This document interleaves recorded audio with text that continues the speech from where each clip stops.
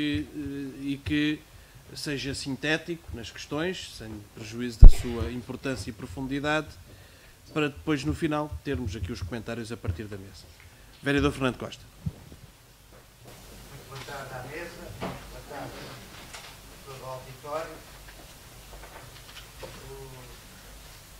Cumprimento pelas excelentes intervenções que tivemos.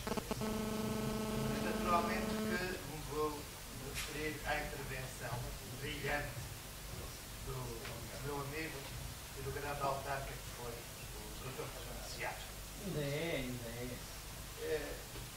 Mas a presidência, melhor autarca, diria eu, do que comentador desportivo.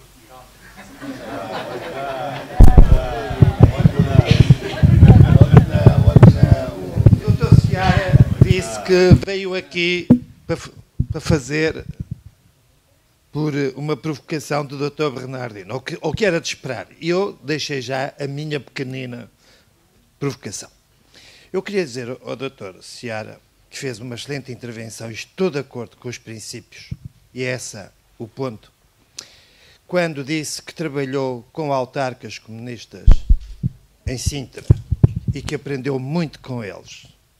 E disse uma coisa muito importante, que isso é possível quando os princípios são os mesmos. Eu diria as causas. E no poder autárquico o importante são as causas. E no poder autárquico é mais fácil haver convergência nas causas, não diria tanto nos princípios, do que, por exemplo, a nível da governação de um país. E mal de uma autarquia quando as causas não são perseguidas, as grandes causas perseguidas com empenhamento e com comportamento positivo por todos. Porque as causas numa autarquia não são da invenção do autarca, são determinadas pelas necessidades da população desse concelho. E é muito difícil dizer-se que uns podem ter umas causas e outros podem ter outras. É muito difícil, porque os grandes problemas, as grandes linhas da ação dos autarcas para com a sua população não têm tanta diferença, não é possível haver tanta diferença. E por isso, tal como em Sintra, CDU e PSD trabalharam bem, eu espero dar aqui o meu contributo. E por isso é que estou com todo o entusiasmo. Com uma pequenina diferença, espero eu. Enquanto que o Dr. Fernando Seara, presidente em Sintra, aprendeu muito com o vereador das águas e dos resíduos de Sintra, da CDU, eu espero que o presidente da CDU aprenda muito com o vereador do PSD. E dito isto, queria deixar duas pequenas notas, porque vai haver um congresso. Eu fui da direção da Associação Nacional de Municípios. Eu espero e comungo perfeitamente as preocupações do Dr. Seara, eu espero que a direção da associação não se divida.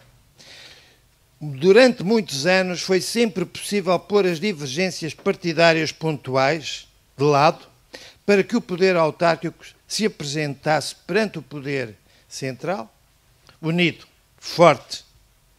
E para isso também, confesso, às vezes é preciso que a Associação Nacional de Autarcas agarre bem nas grandes questões e ponha de parte as pequenas questões, porque às vezes as divergências vêm mais das pequenas questões do que das grandes questões. Estou perfeitamente solidário com algumas questões aqui postas, nomeadamente, eu sou a favor da descentralização, mas com meios e com regras. E eu acho que é preciso defender a descentralização da educação, da saúde, até porque ela é feita na base do voluntariado dos municípios.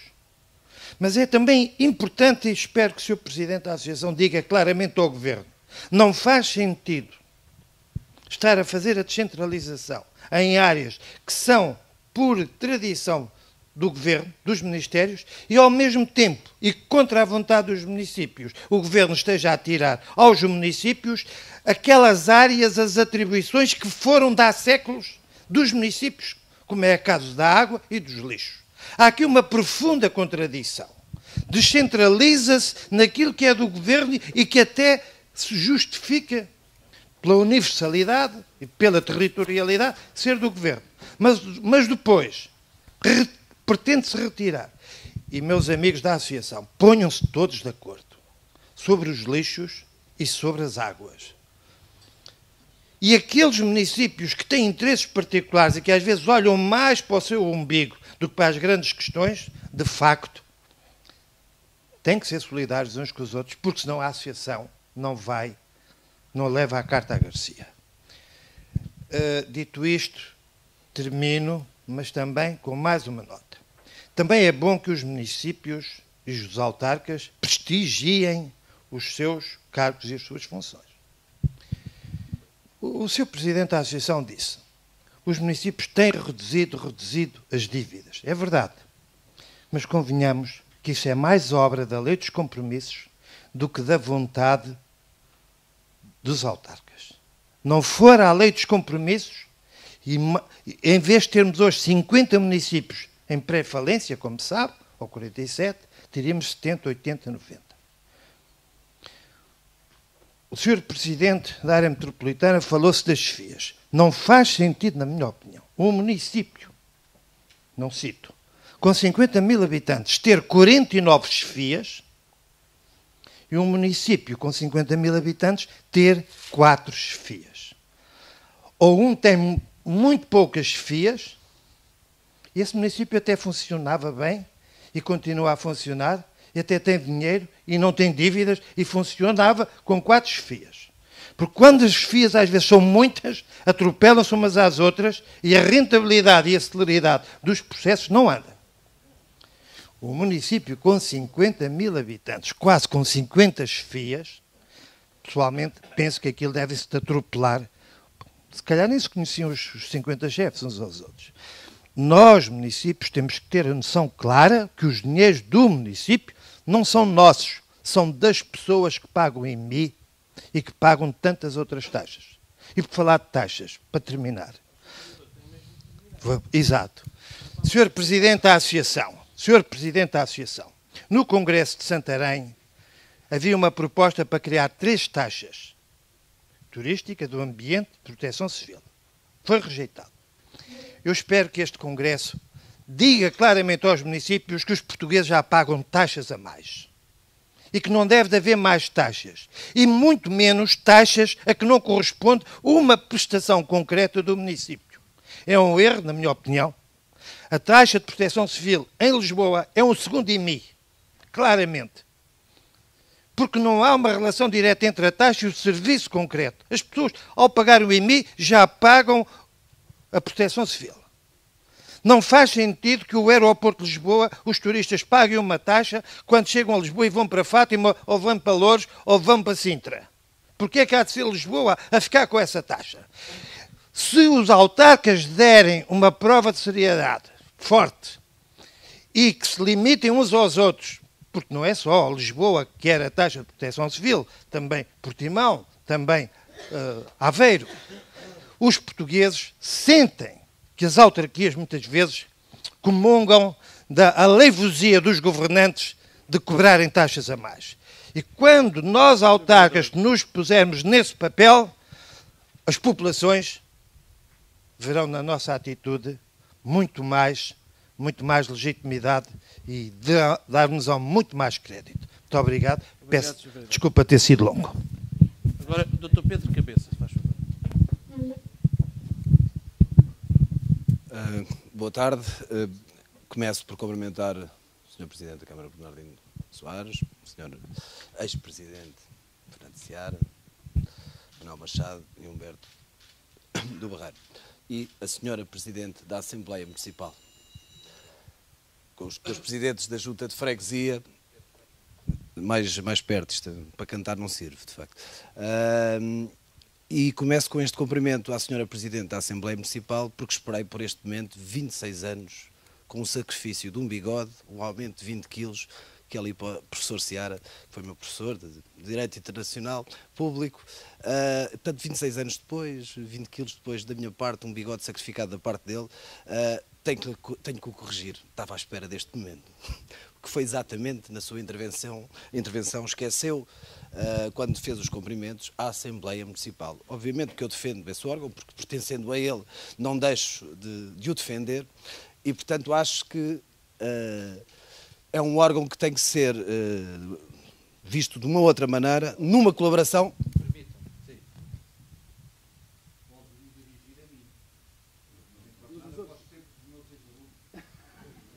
Não, mas era um prazer especial por causa disso, como é óbvio. É verdade.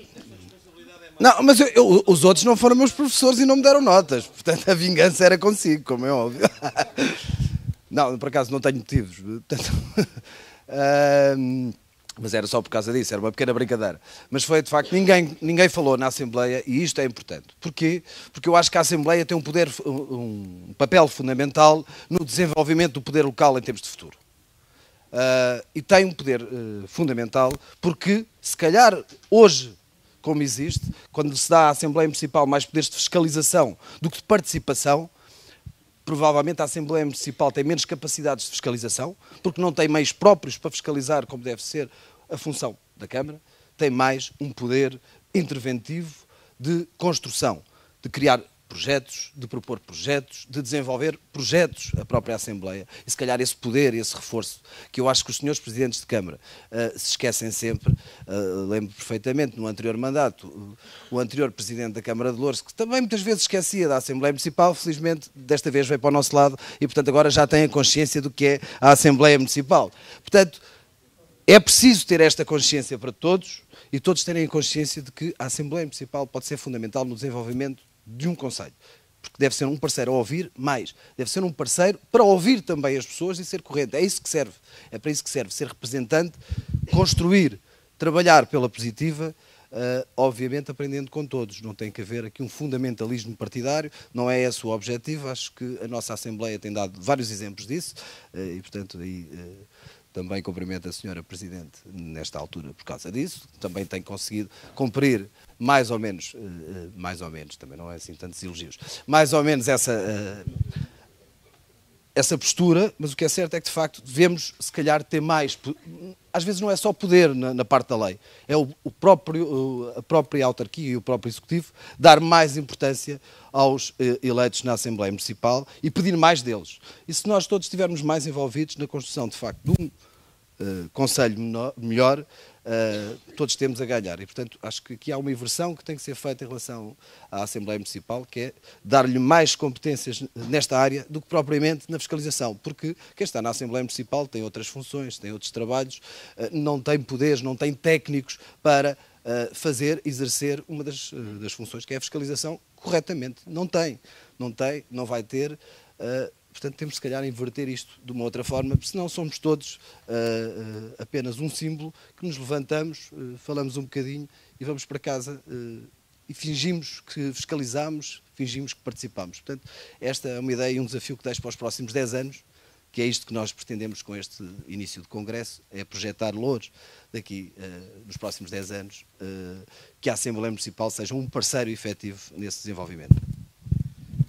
Muito obrigado. Em defesa do Dr. Fernando Seara, o que aconteceu foi que eu, por desencontro ali na entrada, não apresentei a Sra. Presidente ao Dr. Fernando Seara, por acaso ao Dr. Manuel Machado sim, e hoje referi só os convidados e não todas as personalidades ilustres que aqui estão, a Sra. Presidente da Assembleia Municipal, os Srs. Vereadores, os Srs. Eleitos Municipais e o anterior Presidente de Câmara, Carlos Teixeira, os Srs. Presidentes de Junta de Freguesia, muitos presidentes de coletividades, de bombeiros e cidadãos que quiseram hoje estar aqui presentes. Portanto, reparo agora essa falha com esta intervenção e pergunto por mais intervenções neste ponto. Peço agora que nesta intervenção, quem ainda quiser falar, se inscreva para procurarmos cumprir o nosso horário, que é mesmo até às 5, porque há aqui várias pessoas que têm que sair e depois não queremos terminar com a mesa amputada de algum dos seus ilustres membros. Carlos Monserrate.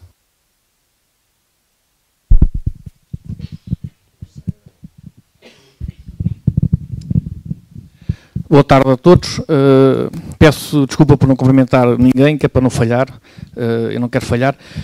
Eu sou uma pessoa da sociedade civil, portanto não sou político partidário, não estou em partido nenhum, e venho participar e, digamos, elogio bastante esta Câmara pelo facto de permitir que os cidadãos, os munícipes, possam participar, e tem criado vários eventos para isso, e isso é bom, apesar de uma coisa ser participar e outra coisa ser depois conhecermos os resultados práticos da nossa participação. E eu espero, primeiro elogio pelo facto de haver um espaço onde nós podemos participar, depois se a nossa participação tem algum resultado prático ou não, já tenho sérias dúvidas nisso, mas veremos no futuro. Diz ali troca de ideias e discussão de estratégias. Para haver troca de ideias e discussão de estratégias tem que haver tempo, tem que haver a possibilidade de haver pessoas que queiram discutir, porque senão não há troca de ideias, há apenas apresentação de ideias. E nós ouvimos a apresentação de ideias de dois presidentes atualmente na Câmara, de um anterior presidente, muito boas, cada uma da sua forma. Eu realço que um dos presidentes disse que só há poder local porque há população para servir, ou seja, o poder local devia existir para servir a população. Não devia existir para se servir a si próprio, não devia existir para olhar para o seu umbigo, devia existir de facto para servir a população. A população que, por sua culpa, também intervém pouco. Vota 4 em 4 anos, parece que foi educada para isso, mais de metade nem sequer vota, portanto nem sequer participa. E de facto, muitas vezes, quando há espaço de participação, não vem cá participar. E a culpa é só da população, portanto, por muitos anúncios que se façam, por muita propaganda que se faça. E eu pensava hoje também que o Presidente Bernardino ia, digamos, participar, não sei se ainda vai ou não, mas que ia falar de qual é que é a sua ideia para Loures. Loures vai ser um concelho igual aos outros, vai ser diferente e diferente para melhor, vai ter algo que o diferencie dos outros. Sei lá, há concelhos que têm capacidades pela sua área geográfica, pela sua população, por outra coisa qualquer, poderem ser diferentes. Estão sempre a falar, de facto, do emprego. O emprego é fundamental. Portanto, se não houver emprego, as pessoas não pensam se querem participar, pensam em sobreviver. E, portanto, a criação do emprego é fundamental, como é lógico. Mas eu tenho a ideia de que o poder local e o poder central vivem dos impostos que nós pagamos. Todos nós. Impostos, taxas, taxinhas, etc. Somos nós que pagamos. Também o poder local vive dos impostos que os seus municípios pagam.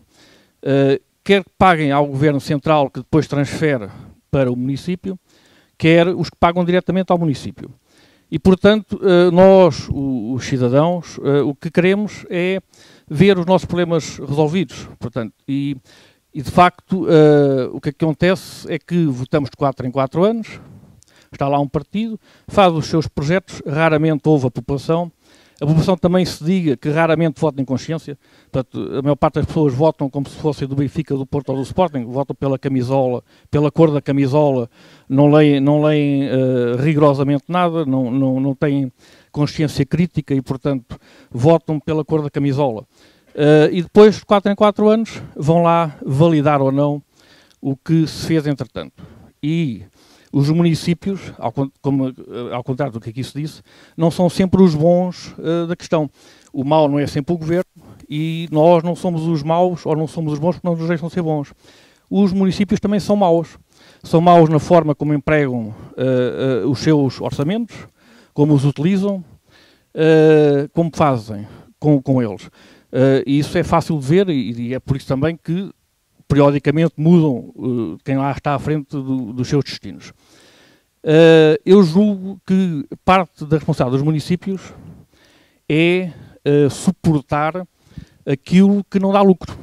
Aquilo que, exatamente, a proteção civil que se falou aí, a cultura, a educação, ou seja, aquilo que não produz, aquilo que não tem, ou seja, nós pagamos impostos, as principais responsabilidades, inclusive é do Estado Central, é a defesa, é a segurança, é a educação e a saúde. São basicamente as 4 necessidades fundamentais, apesar de na educação e na saúde haver a possibilidade de haver lucro e haver entidades privadas que o façam, na defesa e na segurança não há.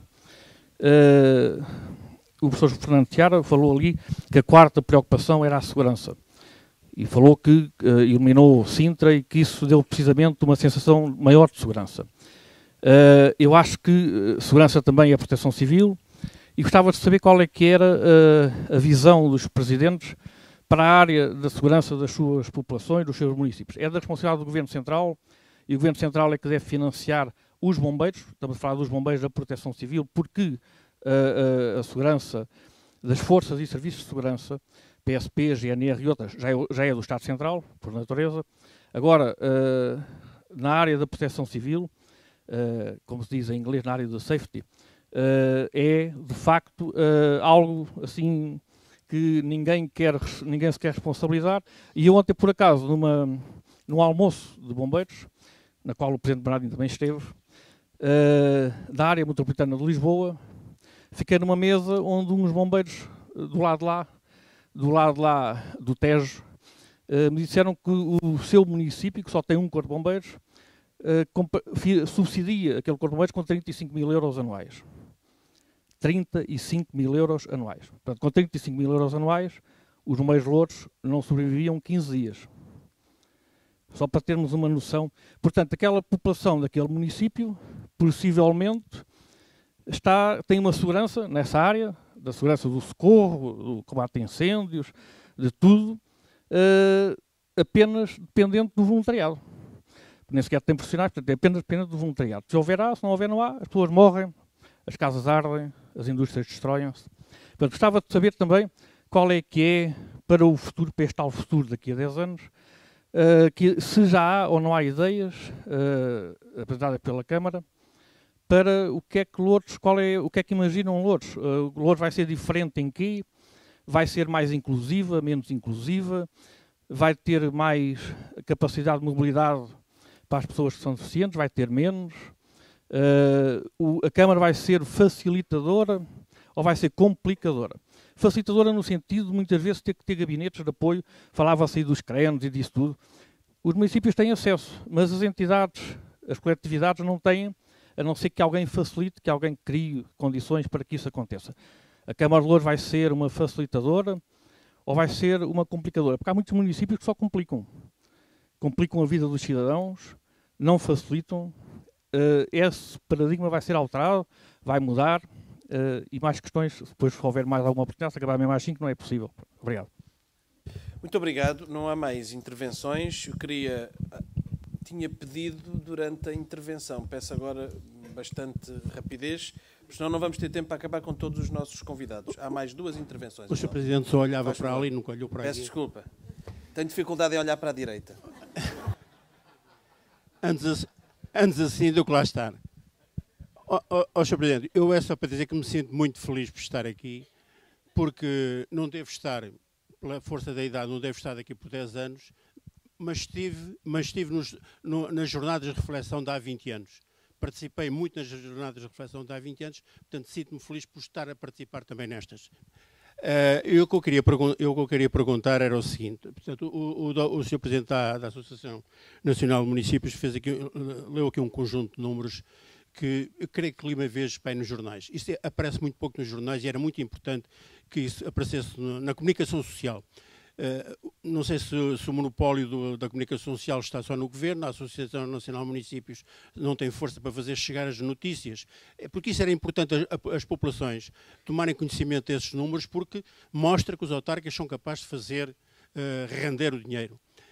Eu sou um apreciador do trabalho desenvolvido pelos autarcas e pelas autarquias, e por isso lhe pergunto se o Sr. Presidente tem a intenção, de facto, de fazer isso, de haver mais informação à população, porque isso é muito importante para saber como é que os dinheiros são gastos.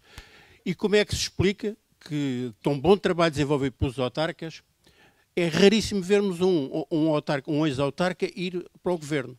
Como é que a ciência política aqui, na pessoa do Sr. Dr. Fernando Seara, uma vez que é professor de ciência política, como é que a ciência política explica isto? Os autarcas desenvolvem tanto trabalho, fazem render tanto, porque é que o Governo corta tantas verbas às autarquias, porque é onde rende mais para as populações, e porque é que a ciência política não encontra, ou se encontra, porque é que nunca chega ao governo estas verdades. Muito obrigado.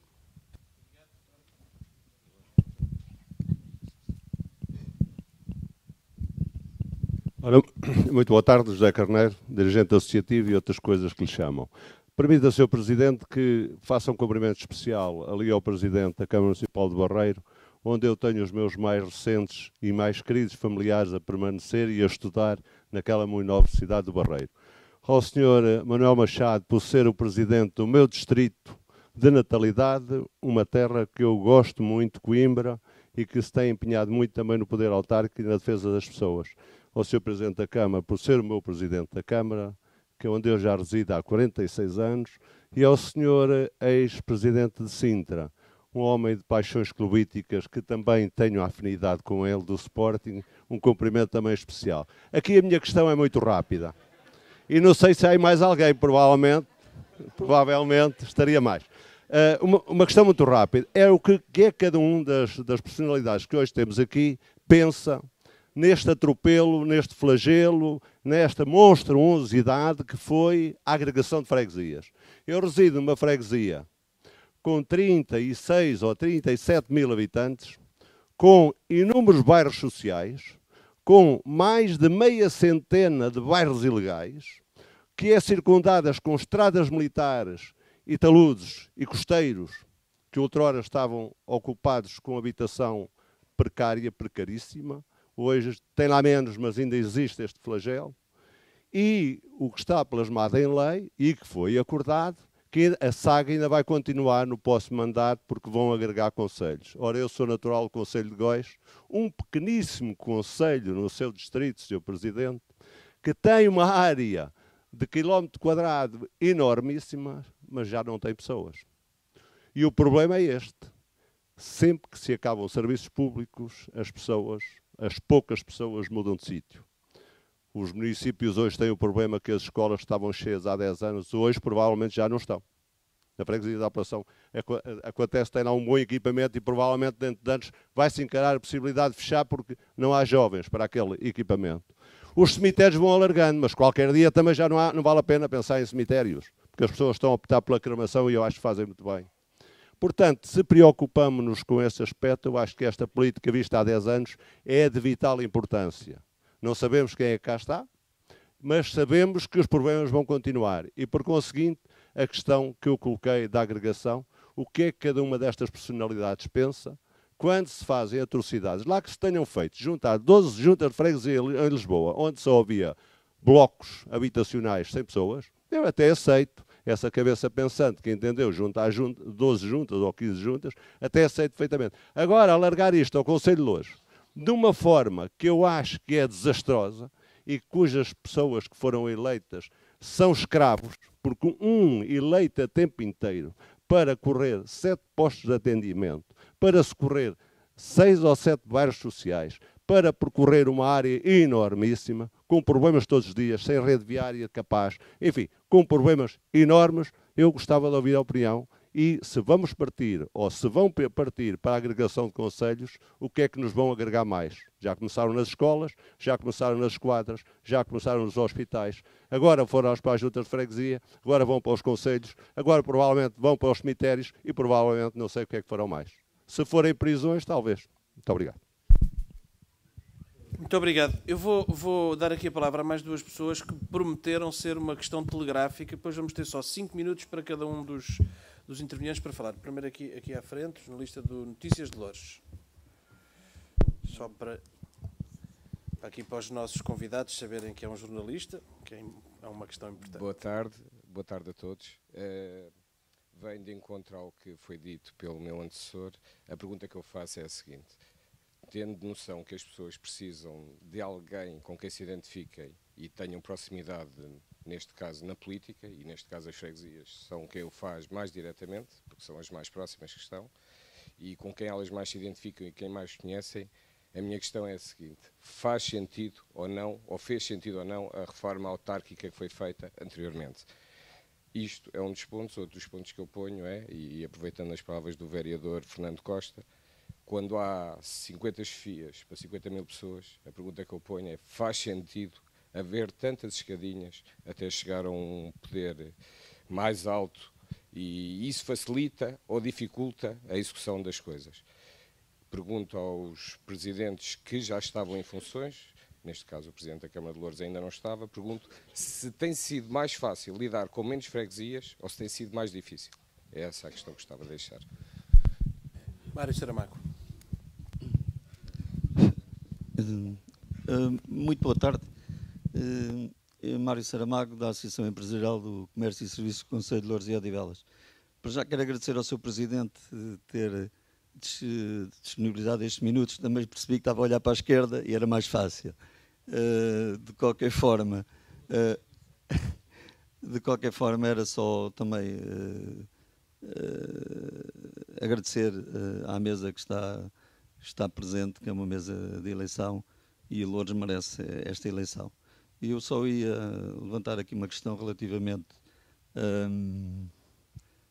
a questões que foram aqui levantadas e que têm a ver com o próprio orçamento e com o próprio situação dos próprios recursos humanos. Os recursos humanos, não sei até que ponto também não poderiam ter uma mobilidade própria dentro de cada autarquia. Eu estou-me aqui a referir a um extrato que o Sr. Presidente da Câmara do Barreiro disse que tinha dificuldades em manter alguns serviços. Eu não sei se a mobilidade dentro da própria autarquia não seria uma situação que poderia atenuar toda essa dificuldade.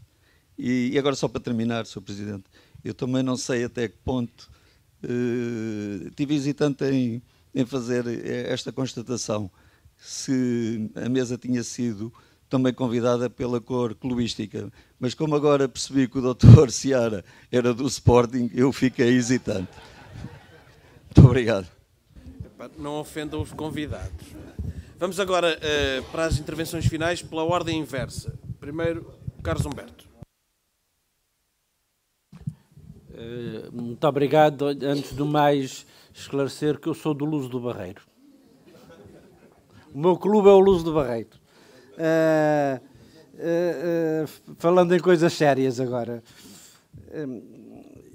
A propósito do que foi dito por Fernando Costa, a propósito dos lixos e das águas, só dizer que, por exemplo, na área metropolitana de Lisboa, os 18 presidentes de Câmara, como sabem, de três partidos políticos, incluindo apoiantes do governo e um independente, têm uma posição unânime, fortíssima, contra a fusão dos sistemas de água e a privatização da EGF, ou seja, dos lixos. Uma posição fortíssima em defesa deste serviço público.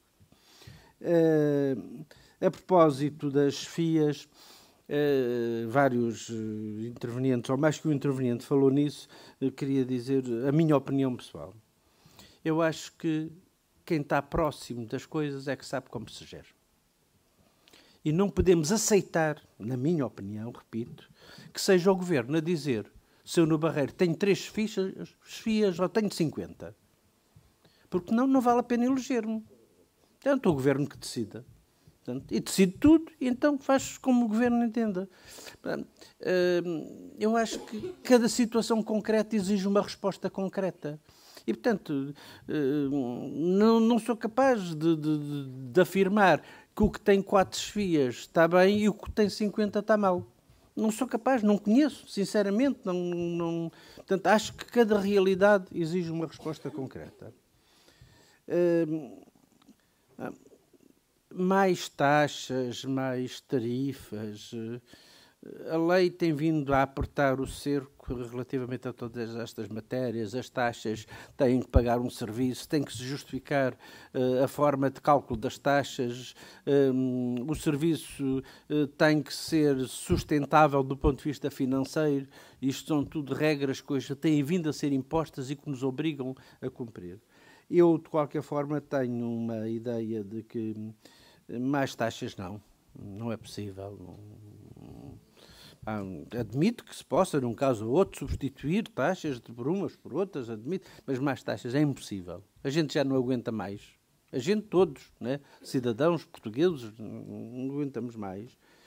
E por isso, também a área metropolitana de Lisboa, e também por unanimidade, tomou uma posição contrária ao regime jurídico dos serviços públicos de transportes de passageiros, porque isso implicava pôr mais taxas para que o serviço pudesse funcionar. E nós recusámos. Porque não estamos disponíveis. E repito, são oriundos de vários partidos políticos. Só, se calhar já estou a pisar o tempo, só duas questões, não dá para ir mais longe. Uma sobre a agregação de freguesias, a experiência que tenho no meu município, eram 8 freguesias, passaram a 4. Uma das freguesias tem mais de 50% da população, portanto tem mais de 40 mil habitantes. Portanto, não é mais difícil, é mais complexo. Servimos pior as populações, não tenho dúvidas. Última questão, a propósito de uma questão que o Sr. Carlos colocou, que é os resultados práticos da participação. Eu estou de acordo com a chamada de atenção, é preciso depois que haja resultados da participação, mas é preciso um equilíbrio, porque se nós dizemos só há participação quando há resultados práticos, isso mata a participação. Porque, às vezes, eu faço mensalmente reuniões com a população. E, como vocês calculam, aparecem 1000 problemas. A Câmara não tem capacidade de resolver todos. Bem, mas se me dizem só há participação se eu resolver os problemas, então eu deixo de fazer reuniões porque depois eu não tenho capacidade de resolver os problemas. Portanto, é preciso um misto entre a capacidade de ouvir, mas com a consciência que a gente, nem tudo o que se nos colocam, ou porque não consideramos justo, ou mesmo considerando justo, não temos depois capacidade para executar. Portanto, é este equilíbrio de bom senso, se quiserem, não deixar de participar, de envolver, de ir aos sítios, mas depois não podemos é pôr as coisas assim como aqui, como se pode entender desta ideia. É preciso que haja sempre resultados da participação. Sim, é preciso. Mas esses resultados da participação não pode ser cada assunto concreto ser sinónimo de estar resolvido no dia a seguir. Era isso que queria. Sendo todas as perguntas e tento fazer uma opção. Dr. Pedro, muito obrigado. É sempre reconfortante sentir que os ex-alunos se lembram de nós com bigode ou sem bigode. E, portanto, aproveitando cumprimentar a Sra. Presidente da Assembleia Municipal, peço desculpa à Vossa Excelência, mas nada como o Partido Socialista me avisar que existe a Presidente da Assembleia Municipal eleita pela CDU, que é uma coisa fundamental em Louros, e também cumprimentar o meu amigo Carlos Teixeira. Durante muitos e muitos anos trabalhámos em conjunto na Junta Metropolitana de Lisboa e aprendendo também. Não vou responder à questão das freguesias, porque já não estou em funções, e só para dar nota à Vossa Excelência, a agregação de freguesias em Lisboa resultou de um compromisso entre o PSD e o PS, ou se quiserem entre o PS e o PSD, a curto prazo, com certeza, num artigo em inglês, perceberão qual é a minha opinião sobre a agregação das freguesias em Lisboa. Mas como é para uma revista de ciência política, depois mandarei para os seus presidentes para perceberem. E isto tem a ver com a pergunta que um outro cidadão me fez. Só para lhes dar nota, eu acho que o sistema político e o sistema partidário em Portugal, e também cumprimentando o Fernando Costa, o sistema político e o sistema partidário em Portugal vai este ano, e agora vou ser provocatório, o sistema político e o sistema partidário em Portugal vai este ano sofrer um forte abalo. E quando estou a dizer este ano, estou a dizer nos próximos 12 meses. Apesar dos aparelhos ideológicos do Estado, e quando estou a dizer os aparelhos ideológicos do Estado, estou a dizer centrais e locais, não terem grande alteração, o que é que vai acontecer? Acho que as eleições legislativas e, em parte, as eleições presidenciais, nas suas duas voltas, vão suscitar um abalo significativo no sistema de partidos e logo no sistema político. E isso ajudará a perceber porque é que alguns autarcas não chegam à tipologia, chamada tipologia de governo, porque o sistema de partidos, pela primeira vez depois daquele pequeno abalo que foi em 1983, 84, 85 e 86, consequência da segunda intervenção do FMI, para aqueles que não se estão lembrados. Eu digo sempre aos meus alunos, caso Humberto, o seguinte: na primeira intervenção do FMI em Portugal, eu estava a prestar serviço militar obrigatório num órgão onde também aprendi muito sobre a trilogia do poder, sobre o poder, a autoridade e a influência, que se chamava Conselho da Revolução. E vivi a primeira intervenção. Depois, já noutro aspecto da minha vida, sempre académica, porque a primeira vez em que, em exclusividade, tive que vincular-me à política foi quando, por equívoco eleitoral, ganhei o Sintra, porque até aí tinha a sensação de que não podia deixar de estar com os alunos, e nos alunos uma pessoa aprende. A sensação, regressando à universidade agora, digo-vos o seguinte: o que está para aí a chegar, cuidado. Cuidado. O que está para aí a chegar, cuidado. Não dá nas sondagens, mas dá na percepção do contacto. Respondendo, e portanto vai perceber. A última nota, eu também estou de acordo com o Fernando Costa sobre as taxas das taxinhas e as outras derivadas, até porque eu acho que são ilegais, disse-o em reunião de Câmara. Eu sou um dos portugueses que tenho o filho único imigrado. E, portanto, cada vez que chega a Lisboa, vai pagar. Mas vai pagar apenas a primeira. Porque, ao fim da primeira, o pai, como é advogado e sabe um bocado de direito público, certo? Mesmo para aqueles que me dizem que me esqueci de saudar a Sr. Presidente da Assembleia Municipal, vai pegar no caso e vai fazer aquilo que eu chamo a exigência jurídica. Portanto, vai dar um pequeno avalo sistémico nestas realidades que estão a emergir. Saúde a todos, agradeço ao Presidente Bernardino e desejo ao Presidente Manuel Machado toda a sorte do mundo no Congresso da Associação Nacional de Municípios. Também passei por lá, mas como Vossa Excelência deve calcular, cuidado com o que vem aí. Muito obrigado a todos. Só uma nota para Vossa Excelência.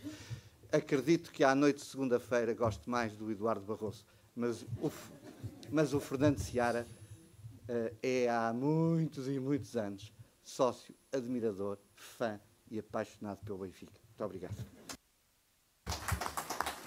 E agora, para terminar, Manuel Machado. Muito obrigado. Bom, isto anda tudo ligado. Eu e o professor Fernando Seara fomos colegas no Liceu em Viseu, no Alves Martins. Já vimos da noite. Há aqui sócios, dirigentes, não sei, do Luso, do Barreiro, enfim, de vários sítios, até da Académica, não sei se o Sporting há alguém, porque não vi ninguém evidenciar-se. Bom, vamos ao que interessa. Só queria dizer, anda tudo ligado. Eu estava a pensar que havia aí alguém da Assembleia. Procurando ir por partes, e começando no ponto em que aqui estava a ser referido pelo senhor jornalista acerca da questão da reforma administrativa. Não foi só ele, mas pronto. Permita que sintetize aí o pensamento enfim, de forma muito sumária, o que me oferece dizer. A reforma que foi feita das juntas de freguesia, a extinção, fusão, pronto, o que foi feito em dois tempos e motivações relativamente diferentes. O caso de Lisboa e depois o resto do país. A motivação do resto do país, que é aquela que eu conheço mal Lisboa, confesso isso, não me levem a mal. A segunda leva de reformas foi feita com uma motivação que era reduzir a despesa pública, aumentar a rentabilidade, racionalizar, acabar com os taxos. Enfim, não era bem esta a linguagem que era usada, mas não dava longe disto. O que é que está comprovado? Tudo isto, como aliás depois noutro âmbito também aconteceu, que foi a alteração, ou tentativa de alteração do horário semanal de trabalho das 35 para as 40 horas, a base de motivação foi sempre a motivação troiquista. Isto é, emagrecer o Estado, reduzir a despesa pública, aumentar a eficiência, aquelas coisas. É uma cartilha que já se conhece ao longo dos anos. Contas feitas, que é isso que interessa. Não resultou. Quer uma situação, quer outra, veio criar problemas onde os não havia. E passou a haver, e agora para desenvencilhar isto vai levar muito trabalho. De certo, se quem empreendeu essas reformas tivesse lido o Mozinho da Silveira, ou, enfim, uns livros antigos que há por aí, não sou professor, mas tive a obrigação de os ler noutras circunstâncias, teriam evitado alguns erros. Estas questões, como aliás se tomou a lição quando foi discutida a regionalização, deveria ter sido feita exatamente ao contrário do que foi feito. E não estou a dizer só para dizer mal, é que o resultado que se desejava não foi alcançado. As dificuldades acresceram e, no fundo, o lucro social da operação é negativo. O que fazer a seguir? Epá, isso vai ter de ser quem ganhar as eleições legislativas ou os poderes que venham a criar na Assembleia da República, porque a reforma das freguesias ou dos municípios é na Assembleia da República. Apesar de se conhecer um estudo, digo assim, um documento do Governo, o Sr. Ministro Paulo Portas já há algum tempo falou nisso, em que queria extinguir o Conselho de Góis. Ele não falou do Conselho de Góis, mas aquilo está certinho para ir por aí fora. É um erro. É um erro. Portugal é dos países da União Europeia que tem o número mais reduzido, mais contido de autarquias. A França tem uma miríade e tem municípios com não sei quantos milhões e tem municípios com 20, 200 moradores. E tem a igual dignidade, não tem as mesmas funções. Porque igualdade é tratar de modo diferente o que é diferente. Não é pegar na mesma razoela e agora vai tudo igual. Eu aqui com o Barreiro tenho uma partilha de problema solidária, que são os nossos serviços municipalizados de transportes urbanos. Dos meus, tenho uma dificuldade, é que nos custam aos cofres municipais do Tesouro Municipal da Tesouraria, porque não recebem 1 cêntimo do Estado. Todos os impostos pagamos, desde o do petróleo até aos outros, e custam, lá, os da minha terra, custam 9 milhões de euros por ano, custo social dos transportes. Achámos que era pertinente, para quem não sabe, eu já sou repetente como Presidente da Câmara, já há uma dúzia de anos antes tinha desempenhado estas funções, e retomou-se uma prática que é o pagamento do estacionamento no espaço público reverte para compensar a exploração dos transportes urbanos. Tenho que ir daqui a pouco para Coimbra, tenho que ir a tempo ainda de assinar uma garantia bancária para apresentar à autoridade tributária, porque me quer sancionar num 1 milhão de euros. E eu vou ter de entregar uma garantia bancária, hoje ainda, para me livrar de erros, até de eventual coisa grave ou coisa ruim para a minha pessoa. Sim, porque é importante saber-se que os autarcas são titulares de funções e respondem pessoal, civil e criminalmente. E têm a responsabilidade de reintegração financeira se forem atacados. Portanto, frequentemente os nossos concidadãos não têm bem presente que há o risco é sempre uma questão presente. Mas, bom, sobre as freguesias falámos, a questão dos números da divulgação. Os números são muito simples e os que afirmamos são exatos. 95% da dívida pública é responsabilidade do Estado Central, da Administração Central, das empresas públicas e afins, institutos. 3% é das regiões, Açores e Madeira, e compreende-se porquê, mais de um sítio menos outro, mas, bom, é 3% aí e 2% é da administração local. Esta conta foi tirada a limpo porque ela, no princípio, era muito contestada e duvidavam. Foi preciso checá-la, como foi preciso demonstrar que, apesar de contrariados, conseguimos reduzir, sem tensões excessivas, sem despedimentos coletivos, por exemplo, correspondendo a um imperativo que foi determinado, a redução do pessoal das autarquias locais. Eu penso que é o único subsetor da administração do Estado que conseguiu reduzir 17% dos efetivos, sem despedimentos coletivos. Não sei se conseguiremos aguentar isto por mais tempo, porque começam a apertar de tal modo, e com as tais dificuldades de responsabilidades, etc., e financeiras, um dia deste pode haver por aí uma desgraça que nos coaja. Por isso estamos a procurar, em alerta, permita-se-me que use a expressão mobilizar, para emitir um grito de alma que é mesmo grave o que está a acontecer no nosso país, que é a violação da autonomia do poder local, democrático. É mesmo grave. A autonomia é uma consagração constitucional, não é outra coisa qualquer, não é uma simples coisa. E o poder dos concelhos ou o poder dos municípios não é para sermos autocratas ou senhores feudais. Hoje as autarquias deram já provas de que estão preocupadas com as suas terras, naturalmente, as suas comunidades de vizinhos, mas que veem o país como uma comunidade de vizinhos. E eu próprio, e muitos como eu, têm referido que somos viventes a nível da Europa e queremos ter uma palavra a dizer nas questões dos assuntos europeus também. Não estamos fechados aqui intramuros, nem só preocupados com o nosso umbigo. Portanto, a esse tempo, eu no outro que vivi havia mais um espírito fechado do que há hoje, e disso dou o meu testemunho porque o vivi. Relativamente às taxas e afins, meu caro Fernando Costa, bem, eu vou à água. Eu sou dos... Aliás, este ponto de vista aqui foi defendido e eu mantenho. A água é um bem público, como tal deve ser gerida. A água é hoje um direito humano e e os direitos humanos são insuscetíveis de serem mercantilizados. Tem de estar livres disso. Não quer dizer que no setor não haja intervenientes privados. Não quer dizer. Mas, por tradição, por direito, até podia dizer-se consuetudinário, a água é um bem que é propriedade da comunidade e tem de ser gerido evitando taxas. Eles querem nos meter aí através de Águas de Portugal, porque esta operação que está a decorrer é, obviamente, para tapar o buraco financeiro de uma empresa pública que provavelmente não foi gerida com cuidados suficientes e tem um buraco financeiro substancial.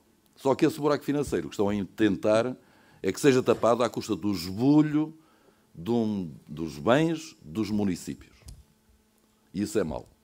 Na minha terra, a fatura da água, e uma empresa municipal que é das mais antigas do país, 1898, a receita da água, sem ser vendida especulativamente, a água tratada em condições para consumo humano, o saneamento, como se sabe, dá prejuízo, e os serviços municipais de transportes urbanos, permitia-se com as receitas da água equilibrar quer os custos de saneamento, quer dos transportes. Hoje estou a dizer que só os transportes custam 9 milhões de euros. Como foi usurpado ao município o direito de abastecimento de água em alta, uma empresa agora querem capturar, mas que felizmente, nas últimas horas, a ERSAR, que também tem, nem tudo é bom, mas terá emitido um parecer frontal, enfim, claramente desfavorável ao processo de fusão. Isso vai nos dar alguns dias para respirar e recriar energias para continuar esse trabalho para manter a água no poder dos municípios, porque é que deve acontecer. É preciso saber que, aliás, em Paris e em Berlim, a água tinha sido privatizada e quando estourou o sistema de distribuição de água por obsolescência dos materiais, dos equipamentos, das condutas, das máquinas, quem salvou a água para consumo humano foram as câmaras municipais, foi remunicipalizada. E, portanto, aprender com os erros dos outros também nos é bom. Outras taxas. Eu penso que o processo tem vindo a ser desenvolvido é a redução de taxas. Há muitas que não são ainda perceptíveis. Porquê? Porque entra em funcionamento um dispositivo de licenciamento zero e ficam por caminho uns 50 taxas. Se repararmos em geral, só não caem aquelas que passam através destas modernizações tecnológicas administrativas ou simplificação administrativa, só não caem as taxas que revertem com o devido respeito para o terreiro do passo.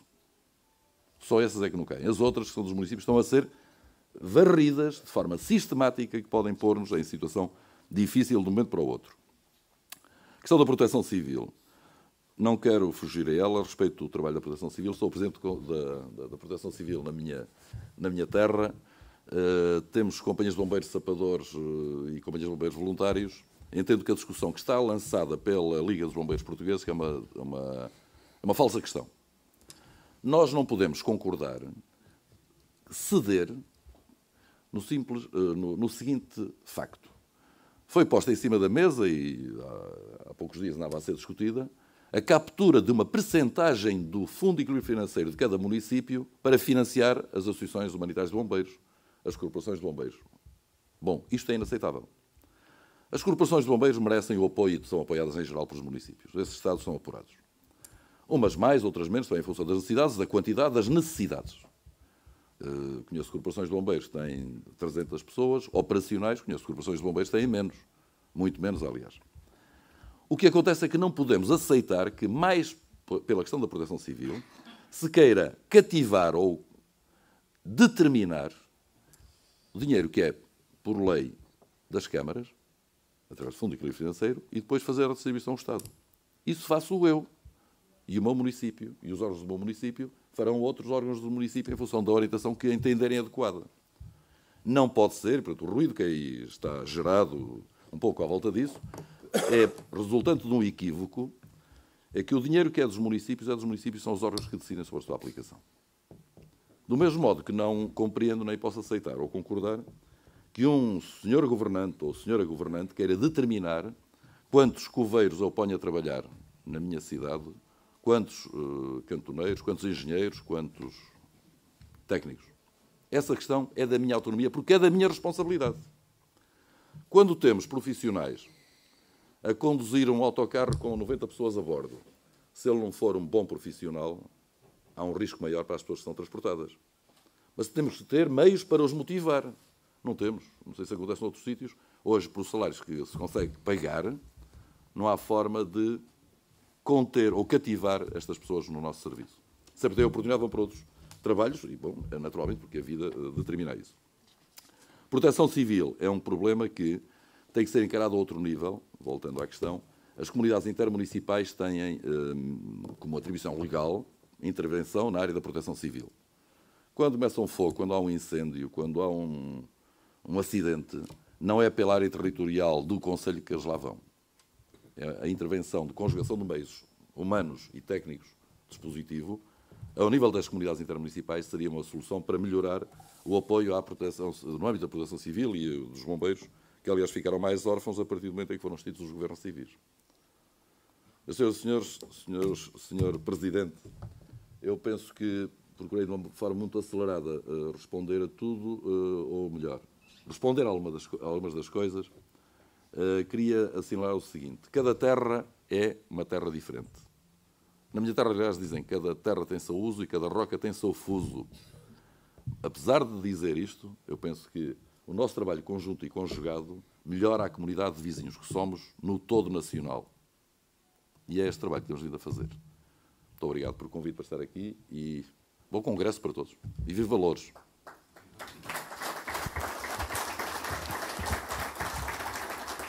Muito obrigado. Queria agradecer muito aos nossos convidados que fizeram o favor de se deslocar aqui para participar neste debate.